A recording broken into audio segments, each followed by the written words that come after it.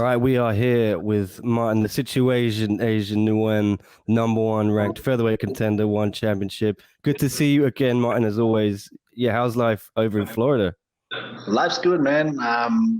Truly blessed to be able to still travel and do what I do best, which is come here, put on a performance for train to put on a performance for the fans. Australia is still in lockdown, so for me to be able to step a foot out of the country, it says something. Florida's been a blessing as usual.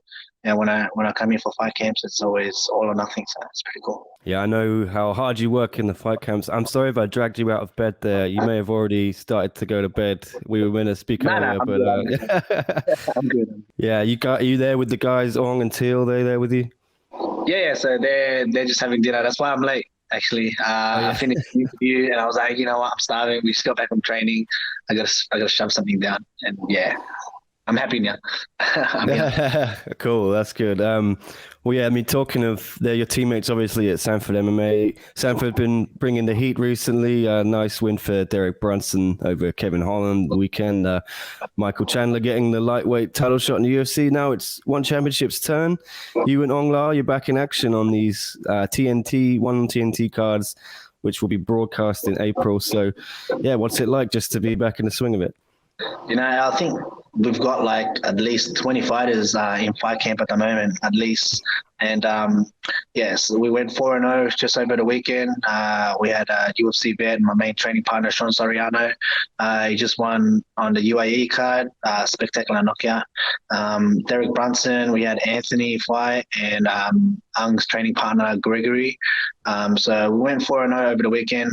Sanford, we're on a bit of a streak at the moment, but we don't let that get to our head. We just put all the work in the training room and let the fight play for itself. And so in saying that, 20 fighters at least in fight camp, we're all pushing each other, we're all learning off each other, and every day is a blessing at Sanford. I know you guys, after Inside the Matrix, you and Ong said you'd never be on the same card again, but I know you're not technically on the same card, but you're going to be fighting the same night. So, because you didn't like the stress of that situation, is there a plan for this one? Are you going to do it a little bit differently? What's going to go on here? Are you going to have same corners, different corners? No, so Ung will be fighting on the 28th or something like that. So, and I'll obviously be in Singapore from the 8th. So, we're going to be obviously separate times. It was just too much stress.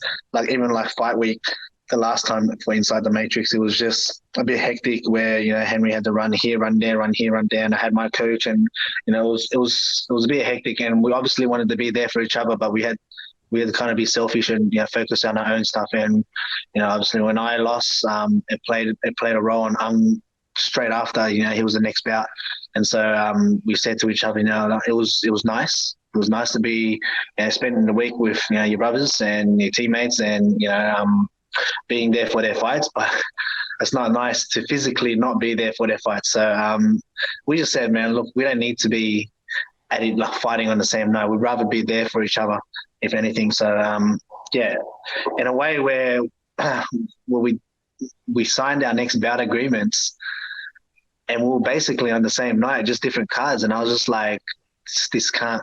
I was in my head. I was like, man, we said we weren't going to fight, and then they backflipped and they gave him another night instead, and it is what it is. Oh, so they've changed, because I noticed that he had been switched to a different night, but I thought it was just going to still be on, fighting the same night, just broadcast a later date, but it's actually going to be a live show or something, is it? Ung's card's going to be a live show, and I'm not sure if mine's live or pre-recorded, but I'll be there on the 8th or the 7th onwards. So, I see. So he's flying 2 weeks later. So. I had no idea. Is this breaking news? Am I going to get you in trouble if we say this? Or what? I'm not going to tell you the results. Well, that's good to know then. So I presume, if is Henry going to go with you? Is he going to hang around there for long, or what? No, so unfortunately, me not being the champion no more, I only get one cornerman. And, flying back to Australia, I have to quarantine on my own. And so in saying that, I'm going to have my coach from Australia, Chrysler. He's been there since, when I won the title. So I'm going to have him out there with me. We've got like a tight bond, and he's been there through my ups and downs. And so in saying that, he's the perfect person to have with me. Same body type, and he can move around like my next opponent as well. So I can go from there. Will Ong be going with you and hanging around, or is he just going to fly out later? He's gonna focus on his own fight, and which I totally understand. So he'll be on his own fight camp still, and coming to the end of his own fight camp. And I'm not gonna pull someone out of their fight camp to be there for myself. I'm not that selfish. So he's doing the right thing. He's focusing on his own fight, and yeah. Well, yeah, you got a big fight as well. You got number 5 ranked Kim Jae Woong. Now, Kim called you out after he beat Tetsuya Yamada in December, but we spoke to you, me and John, I think right after that. You didn't seem too bothered. You don't you're the ex-champ, you're the number 1 contender. You don't listen to call-outs, but why did you end up taking this match? Did the dates just align? Did the stars align? No, it was just the next fight, the name on the contract, and so I'm not gonna pick and choose my opponent. If he called me out and won championship after the fight, I'm gonna sign that contract. That's plain and simple. I'm not into the call outs. I'm not into, the trash talk or whatever. He said it in a respectful way. Either way, I won championship, had offered the fight, and here we are. How do you like this fight? Stylistically, I think it's a good fight for the fans. At the end of the day, I'm just gonna have to do whatever I have to do to get my hand raised. And if he's thinking that it's just gonna be a walk in the park, I was the champion for 3 years in one championship, and in saying that, I'm a problem for anyone in this division. When they face me, whether they beat me or not, I'm still gonna be in your face. Trying to punch you in the face. So regardless, I'm going to do whatever I can and whatever is in my will to win. Were you just looking to get back in there, or were you willing to wait maybe to see if you could get, a rematch with Tan, or maybe like Gary Toner, I think, is ranked number 3rd, Christian Lee is number 2. Were you just more happy to get back in that circle?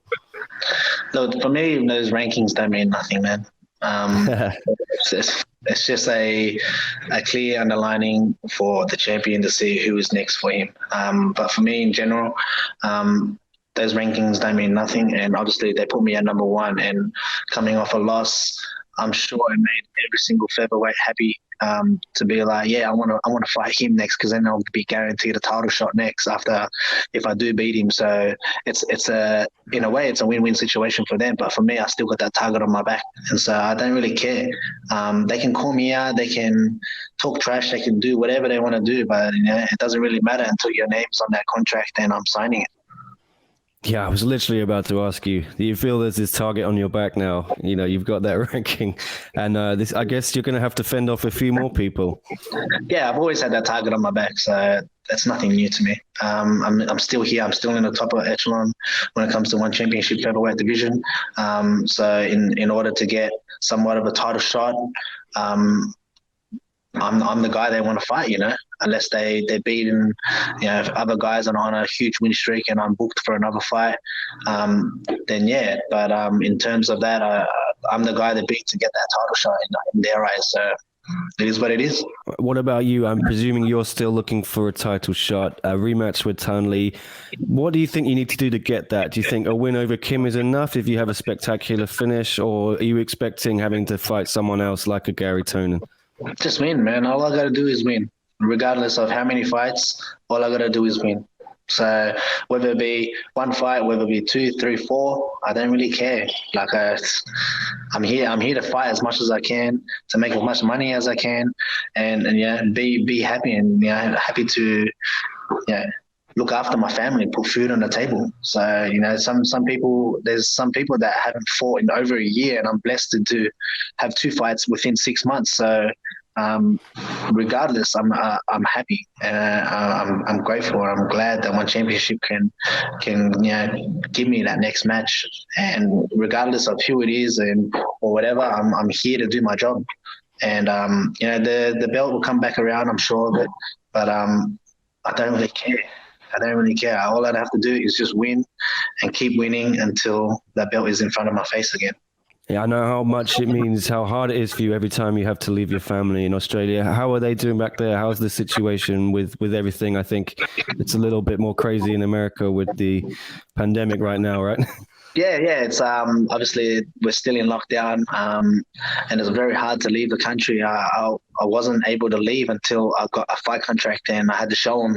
I had to show Home Affairs or the Australian government the actual contract itself. Usually that's confidential, but yeah, in saying that, showing the contract immediately granted me exemption to leave the country, and so.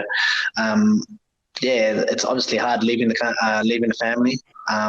They're my everything. Usually I like to spend a week before my fight with them and then fly out for fight week. But if I go back to Australia, I have to quarantine for 2 weeks, and it's just a big waste of money and waste of time. And so I have to now do my the whole fight camp, be without them for the whole 8 weeks, and then go fight, and then go back to Australia and quarantine for another 2 weeks before I'm able to see them. So.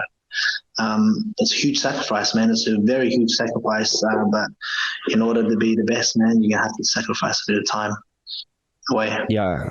I mean, I know you know Alex Volkanovski fairly well. He's just had a COVID positive. I think that's a similar situation where he's now going to have to go back and quarantine, right? Or do you know what's going on with him? Yeah, I actually messaged him, but yeah, I found out same time as everyone else, live while watching a card. It sucks because I do follow him, and he was doing so well for his whole camp, and he done it all in Australia. He's got a right coach behind him, so they've done everything right. And even before leaving the country, they tested negative, and 2 tests into fight week, they were negative, and it came up to basically the last test or whatever it was, and they tested positive. It sucks. I'm sure he has to spend 2 weeks there and then fly back to Australia and spend another 2 weeks in a hotel. So a month of his life was gone. And yeah, it's just, man, it sucks to hear that as a fighter. I want him to do well. I want the best for him. With being a fellow Australian and a fellow training partner while I'm in Australia. So it's one of those ones that it is what it is. Obviously it's out of your hands. You can't put too much stress into it and too much thought into it where push you off. Yeah, presuming that all goes well, no complications. How do you think that fight goes with Brian Ortega if they can rebook that? That's a very, very good fight. Brian is very, how can I say this? Resilient. He's a very, very tough fighter and very, very skillful fighter. But when at least might be small, short, 5'5", whatever it is, 5'6", but he hits middleweight, man. And I felt that power, and that power difference and his skill level is on another level. So I feel like Alex has the upper hand in the striking department and his cardio and just being able to wrestle, and not just jiu-jitsu, just to wrestle. I think his top game is very strong, and he can utilize that on Brian. But you never know, man. Fights are always 50-50. Yeah, and just finally, a little more serious note. I know there's been a lot of violence against Asians in America right now, and as someone who trains regularly in the US and lives there for long stretches of time, what's it like just to see all this senseless racism and violence? I think the mass shooting recently it's ugly, man. It's a hateful world that we live in, and it sucks. But thankfully for me, growing up, I never really experienced this in Australia. It's not really, it is a thing, but it's not a huge thing where I experience it every day. And I feel for the people that are going through it here in America. I don't experience it here ever at all since I've been here in Florida, but it is happening, and it's just getting worse. And I think bringing awareness to it will kind of help it. But there's a lot of people with a lot of hate in their heart, and there's nothing you can actually do to change that. And it is what it is, I guess. If they're gonna do it, what's stopping them? Unless you talk about it and raise more awareness about it, it ain't gonna stop.